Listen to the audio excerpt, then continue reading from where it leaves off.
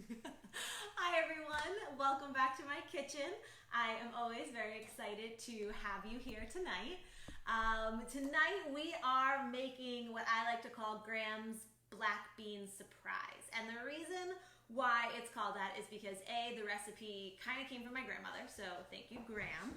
And it's called black bean surprise because even though it's a black bean burger recipe, it can be made into really a ton of different recipes. So you can make the same base recipe and kind of go from there. So tonight I'm going to show you, of course, how to make the black bean burgers, but then also how to make stuffed peppers and chili with this exact same recipe. So this recipe is vegetarian. You can make it vegan very easily. I'll give you some cues along the way if you are looking for a vegan recipe. But my meat eaters out there, my carnivores out there, do not fret. I have yet to meet a single carnivorous person who hates this recipe. Even my cousin Larry, who really hates beans, will give me an on these, which is better than just a flat no. So it's a great recipe. You're gonna love it, and I'll explain along the way why it's such a fantastic vegetarian recipe. So what we're gonna need, because they are black bean burgers, is we're gonna start off with some black beans. Sorry, oven's ready to go. All right, so we are gonna start off with some black beans. So for each recipe, you're gonna need 2 cans of black beans. Now that's gonna be anywhere from 4 to 6 cups of black beans, but 2 cans of black beans washed and rinsed. Now to start off, we're gonna take half of those black beans, washed and rinsed, like I said, and we're gonna mash them up. And what I like to do is just use the back of a nice sized spoon and just mash them until you have a nice paste. Now the reason that we're doing this is because we want these mashed black beans to act as a paste to hold everything together. If you have watched the lentil loaf video, it's a very similar idea. We want half mashed to hold them together, but then we want the other half whole so that we can see the ingredients that are in it, and it'll give it a really beautiful look and also a great mouthfeel to have those whole beans mixed in with those mashed beans. So you just want to you can do this with a potato masher as well. I wouldn't recommend putting them in any sort of food processor. It's just going to grind them up too much. Although you can, it's just my preference to have a chunkier burger. So you just want to mash them up so that most of them are sticking together and you have this mass of black bean that's hard to separate. And then you know that you're pretty much there. There we go. All right. So now what we're going to do is we're going to take the other half of washed and rinsed black beans and just pour them right on it. There we go. Okay, mix these together. Now black beans are fantastic. They are the ones that I almost always use for this recipe. I have used kidney beans and they work pretty well. I tried cannellini beans and honestly probably not the best ones. Cannellini beans have a little bit more of a watery texture to them, so they're not gonna hold as well into burger form. It works, just not as well. But I like black beans. They're delicious. They're really versatile. They're not too crunchy, but they're not too soft either. Black beans are really awesome for your kidneys too. In Chinese medicine, those of you who don't know, I am an acupuncturist. And in Chinese medicine, anything that's the color black or a really dark blue actually benefits the kidneys. So it gives us energy. It helps make our bones stronger. There's a rumor that says if you eat enough black beans, you can grow extra hair on your head. I would not believe that, but either way, it's really great for the kidneys and it helps just fortify the body. So what we're gonna do after that is we're gonna start adding in some of these really awesome components to our black bean burger. So we call them black bean burgers, but one of the things that makes this burger so delicious is that it has portobello mushrooms in it. And we put it just enough in so that it adds to the mouthfeel, but doesn't overwhelm the taste. And we're gonna want about 1/3 of a cup to 1/2 of a cup of portobello mushroom. Now, this gill part, as you can see, it's not gonna harm you. It's really great, but what it does do is turn everything a little bit brown. So when I cook with portobello mushrooms, if I'm chopping them, I very often will scrape this part out to avoid that brown or that dirt texture to be in with my black beans, especially if you're making anything that you want a lighter color. So say you're making a risotto or any sort of rice dish or pasta dish. If you don't want it to be so dark, you can just scrape this out. And as you can see, I'm just holding here and kind of scraping all of these gills out of here. Betty is demanding our attention by drinking and eating while we're doing our show, but that's okay. We'll think of them as relaxing sounds. All right, so then what we're gonna do with this portobello mushroom is we are just gonna cut it into small cubes. Now, we don't want bite-sized cubes because that's too big. We want smaller sized cubes, maybe 1/4 to an inch, 1/2 inch at the absolute most. When my mom makes this recipe, she actually cooks these portobello mushrooms down and then puts them in. To me, she says it helps them stick together better. To me, I don't find that it makes that big of a difference, but you can absolutely cook them down first. But you know how I feel about washing dishes and extra steps. So I just like to cut them into really small pieces and incorporate them into the mix. So we're gonna pop those right in there.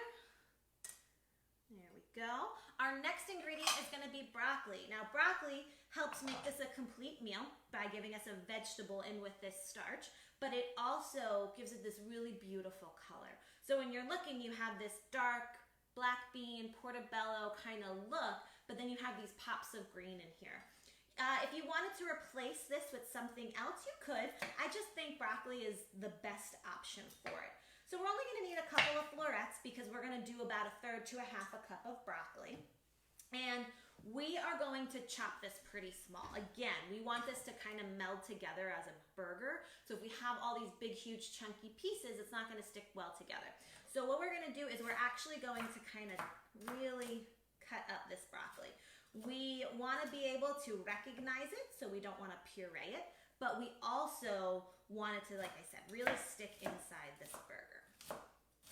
So the story behind this recipe is I got a call from my grandmother one day and she said, I found this recipe, I want you to make it and let me know how it goes, which is a pretty common thing between my mother, my grandmother, and I. We'll find a recipe that we really like and sounds interesting, but we'll ask somebody else to make it for us. So I, of course, hopped on it because I love veggie burgers and I love my gram. So we decided to make it and it was delicious. It had a couple of different ingredients and I don't even know if I can find the original recipe at this point, to be completely honest with you, because it was so long ago and over the years I have modified it to what I like and what's available and all those kinds of things. So this is my version of this recipe. And then throughout the years, I would get a call from my grandmother and say, oh, I made those veggie burgers, but they fell apart, so I made them into vegetarian chili. Or I had that veggie burger mix done, and I really wanted stuffed peppers, so I made them into stuffed peppers. And so over the years, it's evolved kind of into this really amazing, versatile recipe that we kind of all have our own little variations on, and this one's mine. So we put our broccoli in. We're also going to do some nice garlic minced up. Just one nice size clove will be plenty. Now you are going to want to make sure you mince this up really well, because even though we are cooking the burger, we're not cooking the garlic separate from the burger. So we really don't want to bite in and get a whole big huge chunk of undercooked garlic. So make sure it's really nice and small. Just mince it up. If you have a garlic press, you can absolutely use that because that'll really ensure that you're going to get really small pieces that you're not going to bite into a raw piece of garlic. Okay, pop that right in. Then we are going to do a little bit of onion. So we're going to need about 1/3 cup of onion. This will do, about that. Same for the portobello and the broccoli. If I didn't mention it, we need about 1/3 to 1/2 cup of the portobello and broccoli. There you go. As always, we're just popping the skin off of our onion. You could absolutely use a nice red onion in this recipe. It would probably just add to that beautiful color. Mix in a little bit of that red, purple, with the dark beans and the bright broccoli, that would be great. But white's totally fine, and that's just what I happen to have in the kitchen today.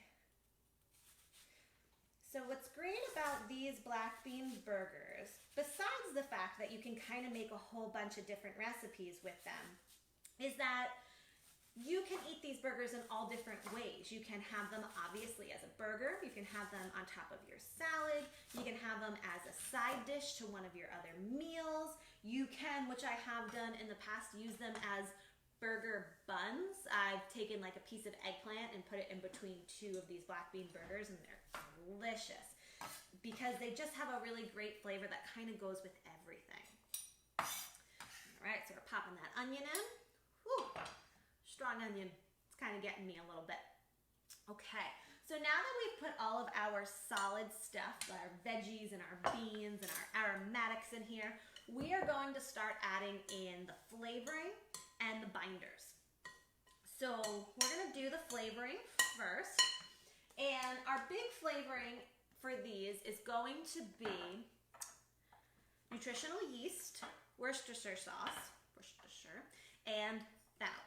So this combination is actually really well thought out. And the reason is that these two right here are going to give us this nice salty umami flavor. If you don't have nutritional yeast flakes, Parmesan cheese will do just as well. But I like the nutritional yeast, and my grandmother, who does eat dairy, actually prefers to use the nutritional yeast as opposed to the Parmesan cheese, just because it has a better taste to it. You can find this in any regular food store, any health food store. It's really great. Our Worcestershire sauce, if you are trying to do this vegan, they do make vegetarian-friendly Worcestershire sauce. So you absolutely can. If you just don't want to use it, you can leave it out. It's just gonna miss that little bit of extra depth of flavor, that pop that you're gonna notice. And then the fennel, why we use fennel is because fennel is a very bold seasoning, and it's actually one of the major seasonings in Italian sausage. So when you bite into sausage, yes, you're tasting the pork and the saltiness, but the fennel is actually that bold flavor that you're tasting.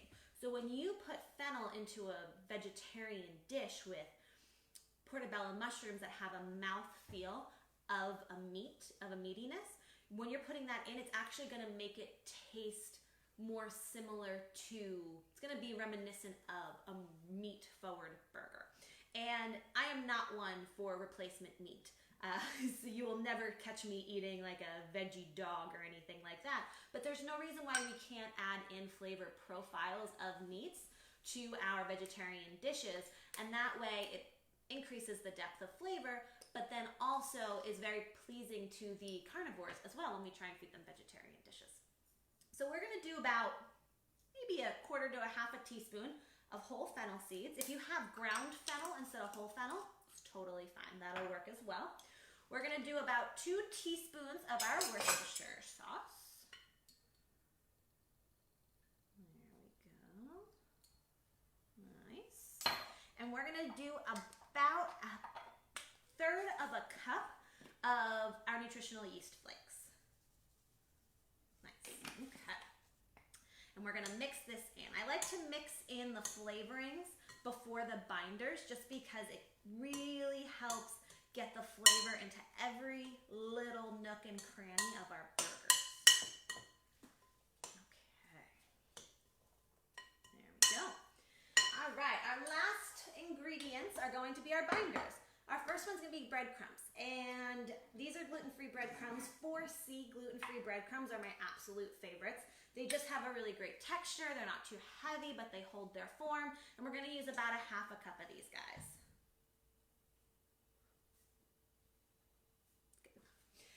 And lastly, we're going to put in some eggs. So now if you are trying to make this vegan, you can absolutely use any egg replacer. My favorite one is if you take a tablespoon of chia seeds in 3 tablespoons of water and let it sit for about 5 minutes. That equals 1 egg. That gelatinous formation that the chia seeds cause, that does the same binding as eggs. So you can do that to replace this if you're making it vegan. If not, you can just pop these eggs right in here. Again, I know that there's some people who are going to tell you to put these eggs in a separate bowl, and mix them in there. I don't want to have to do the dishes again. So we are just going to take our spoon and we're just going to scramble them right where they are. Really mix them up. And then we'll mix it together.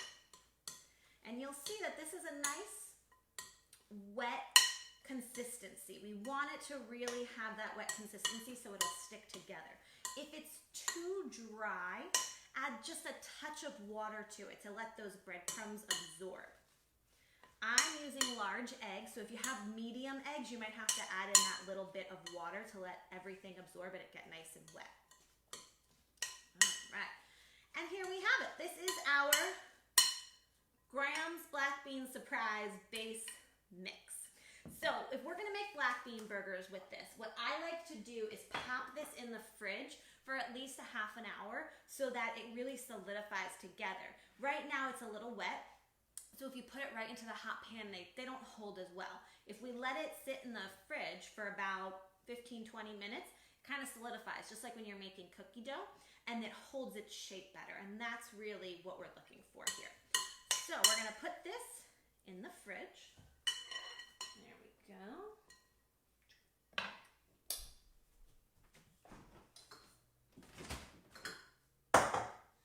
And I have a batch waiting right here for us so that we can get moving. Okay. And then we gotta give Betty a little treat because she's being so patient and good. Want something, Mommy? There you go. She's so good.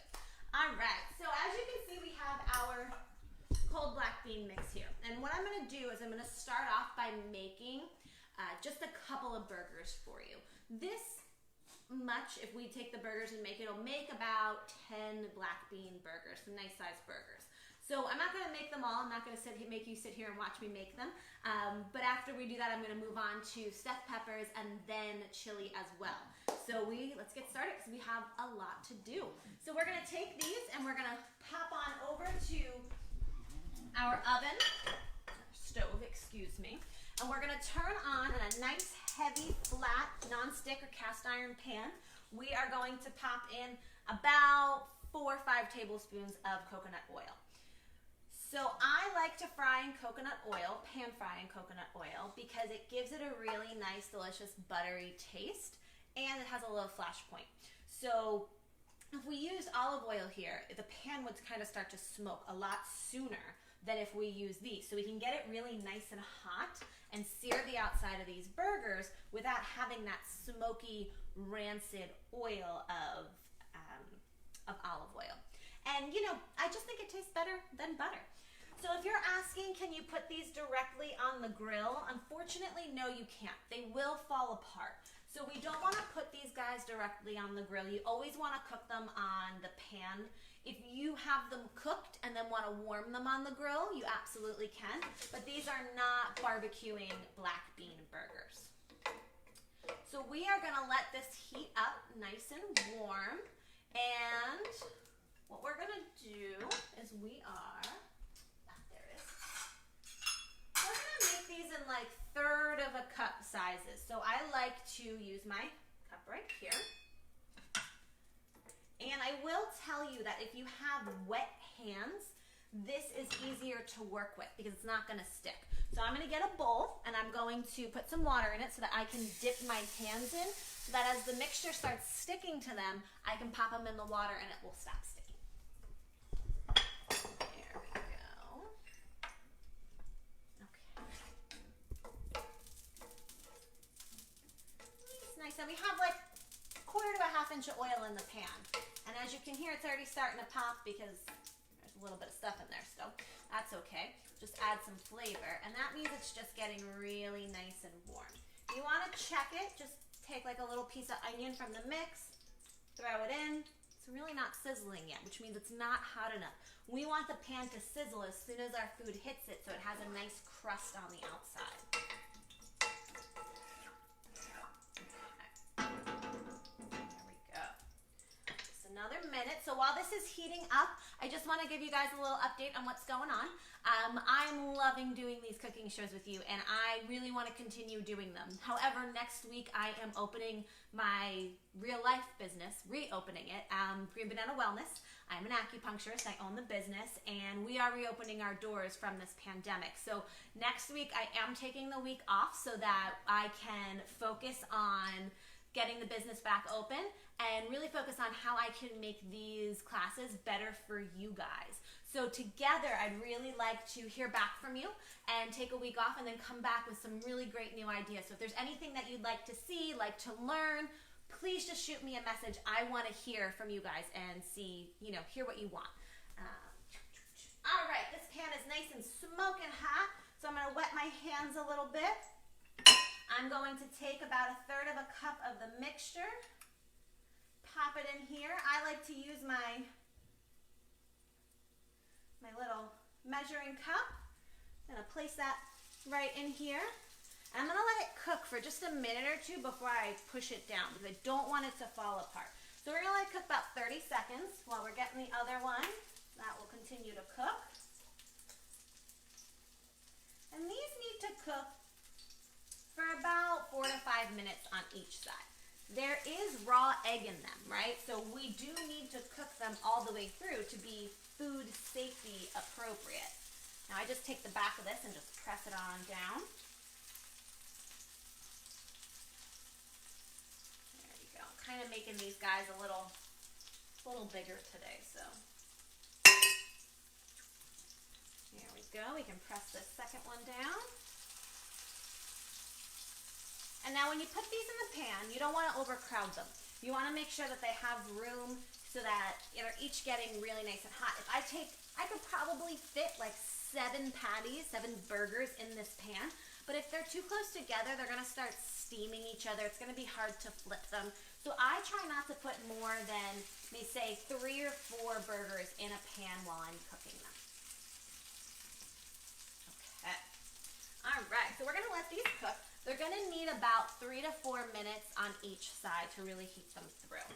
And what we're going to do is we're going to get a cooling rack for them.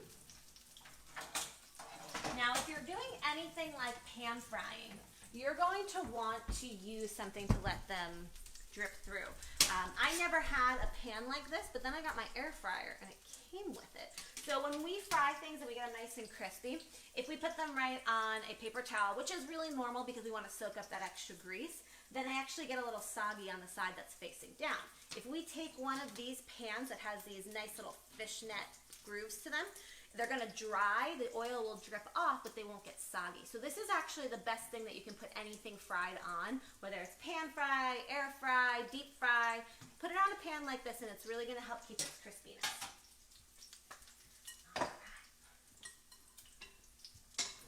Go. So just like any other type of burger, we want to leave these alone. We want to not mess with them for a couple of minutes. If we start poking around, the crisp on the bottom isn't going to be as good, and especially for these guys, they're going to start falling apart.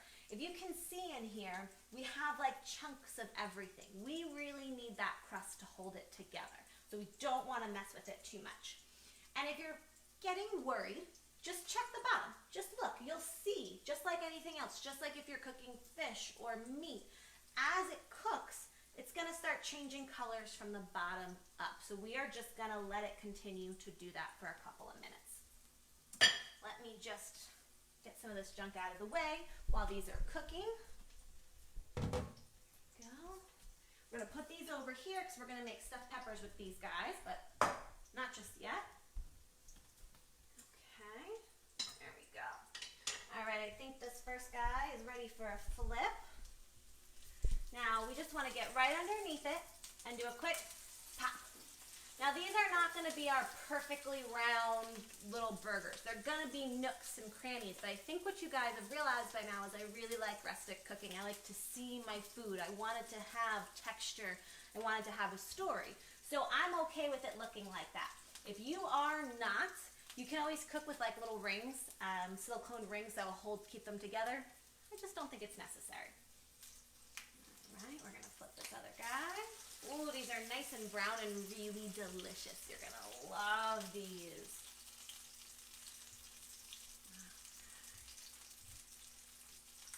There we go. I think that last one needs another minute or two. There we go. Okay. So I hope everybody's unofficial summer got off to a nice start. I know Memorial Day weekend wasn't the greatest weather, but that doesn't mean that we can't enjoy it.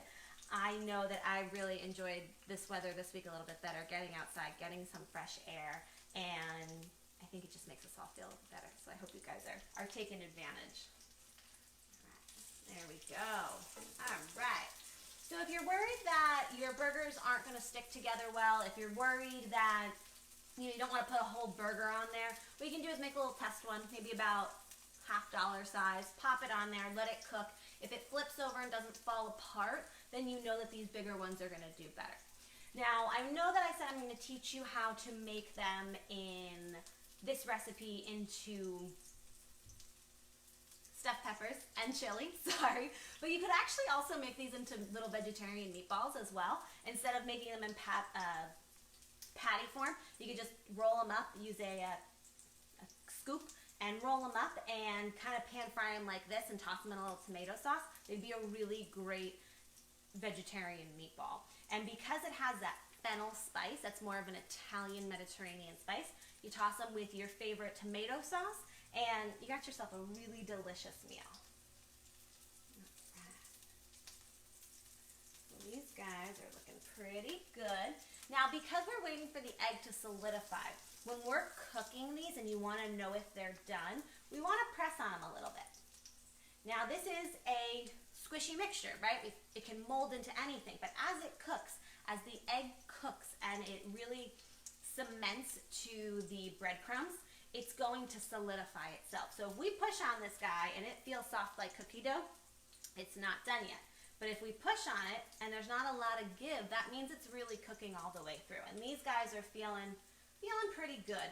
So remember, depending on the size that you make them, depending on how hot your pan is, that's going to change the amount of time. But I would bet 3 to 4 minutes each side. They're really great. Here we go. We're going to pop them on there. That bad boy looks delicious. Now you can make these ahead of time and they reheat really, really well just in the oven. So you don't have to pan fry them again. You can just pop them in the oven and let them reheat and they're gonna be delicious. So now that we have them on this little draining board, we can let them hang out here and they're gonna cool, they're gonna dry, they're not gonna get soggy, and when we're ready for them, we can come grab them.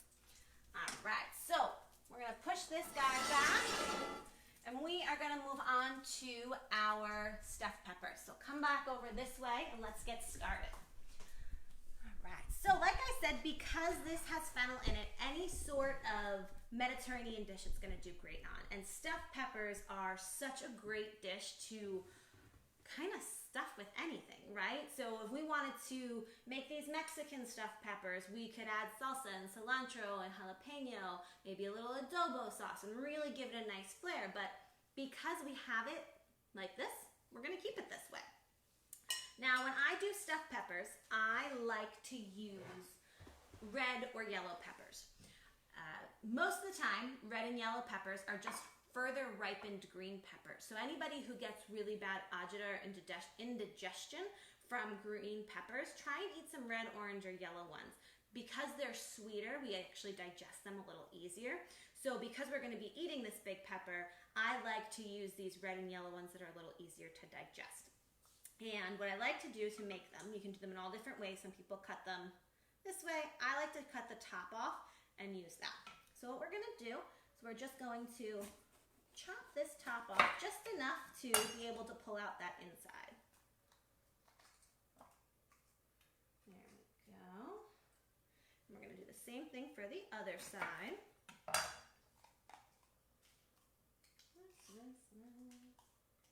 Okay.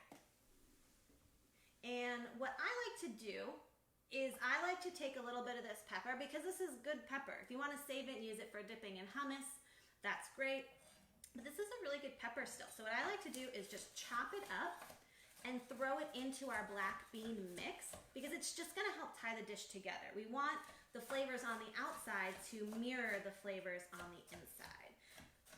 So I'm only making 2 stuffed peppers because me and John, but you could make more. If you wanted to take the original recipe that I gave you and make it into stuffed peppers, only stuffed peppers, it's gonna give you about 4 to 6 stuffed peppers depending on the size pepper.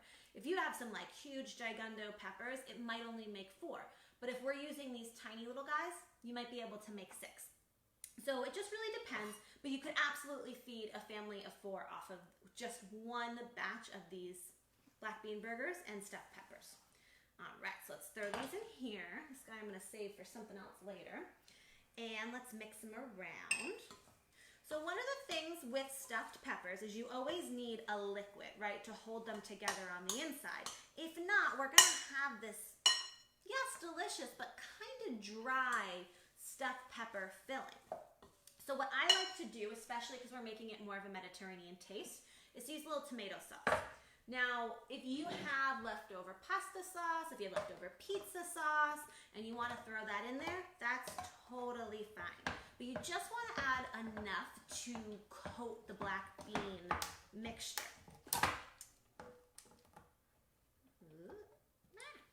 Just kidding, this can's a little tinted.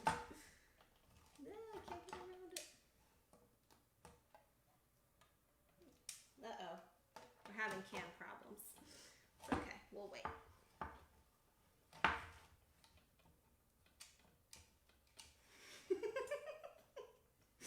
I've had this can opener from my dear friend Erica for, I would have to say, 11 years, and I have never once had a problem using it until this exact moment in time. So that's just, you know, what happens with live cooking classes, I guess. Oh, God. Okay, there we go. All right. We're just going to leave it like this. So this is just tomato sauce. It's a little chunky, but like I said, any tomato sauce you have, and you just want to put in enough that's going to coat everything. Now, if you're doing the entire batch of black bean burgers, you're going to want to use at least a cup, depending on your liking of your tomato sauce. There we go. Because we're not worried about these sticking together on their own, we don't need to be concerned if it's too wet. We just want to make sure that it has good flavor. All right. These are going to come in handy for our chili, so we're just going to set them aside. Okay. So now we're ready to stuff the peppers. That's it. We have our recipe, and here we go. We pop them right in. So we're just going to fill up these peppers right up to the top. Like you can see, this little guy I wouldn't even say you took a whole cup of filling.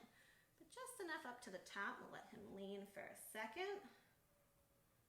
And this big guy is going to take probably over a cup, so they're going to balance each other out.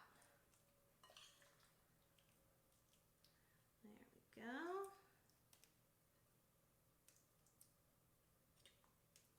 Okay, that's done. All right. So I'm going to teach you a little secret when it comes to cooking stuffed peppers, and this goes for any kind of stuffed pepper that you're going to be making, whether it's a traditional Italian stuffed pepper, any sort of different recipe that you have, or these ones. You're going to want to put them in a dish like this and put about 1/2 inch of water in the bottom of them. Cover them and then cook. And the reason that you're doing that is because you want this pepper on the outside to cook as well as it is on the inside. So if we have the water on the bottom and it's covered, it's actually going to act like a steam basket. And this pepper is going to cook really well and be tender and not have that raw pepper taste to it while the inside's deliciously cooked. So we are just going to take a little bit of water.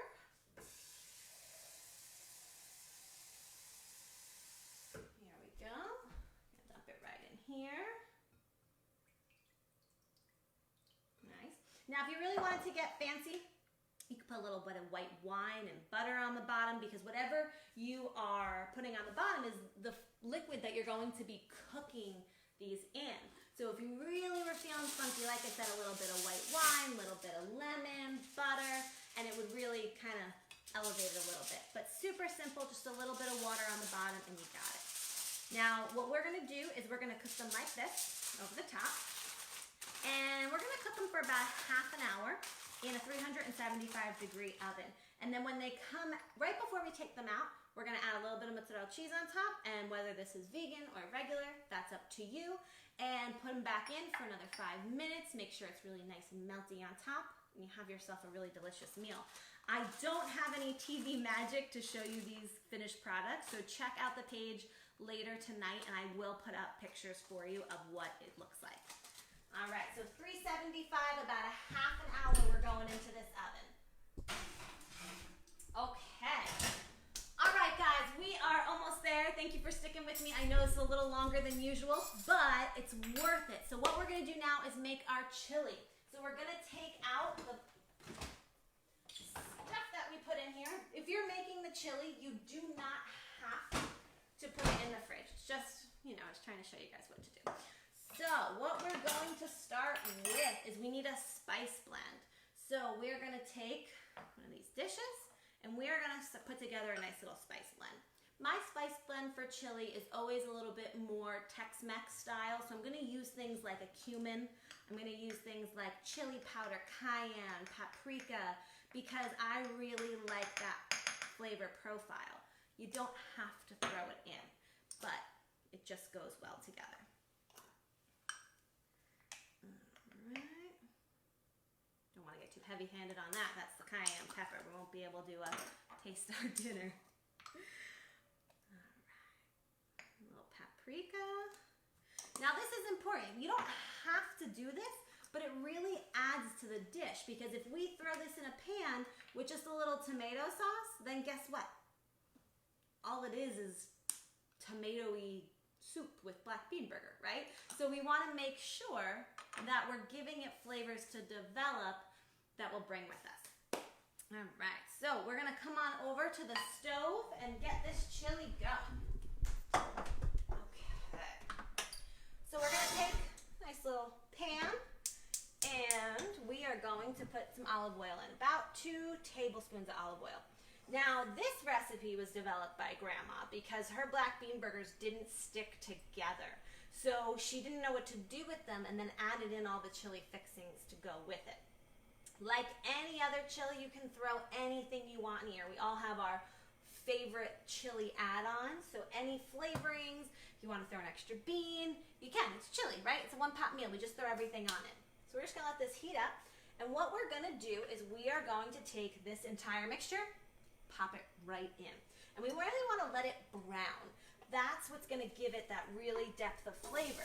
If we just throw this in and then throw all the tomato on top of it, you're not really going to get to taste every ingredient so well. But by cooking it, we are going to bring out every flavor. You're going to be able to taste the portobello mushrooms. You're going to taste the black beans, the broccoli. So what I like to do is flatten it out down on the bottom of my pan and kind of let it hang there for a minute. And that's a little counterintuitive to what you would do with most sautés, because you would want to be moving it around. But I really want it to brown and be delicious and taste like they were black bean burgers that fell apart.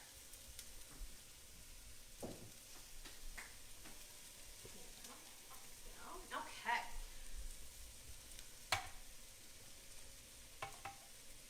All right. Letting that heat up really good. Flatten it on out. All right, while that's crisping up, I want you guys to come over here and take a look at these really awesome black bean burgers. Look at this baby right here. We have a delicious patty that we can put on a bun to be eaten as a burger. We can put it with our salad. It is so good. I actually usually end up eating probably like 2 or 3 of these like while I'm cooking them because they're so delicious. All right. So this guy is finally starting to cook up.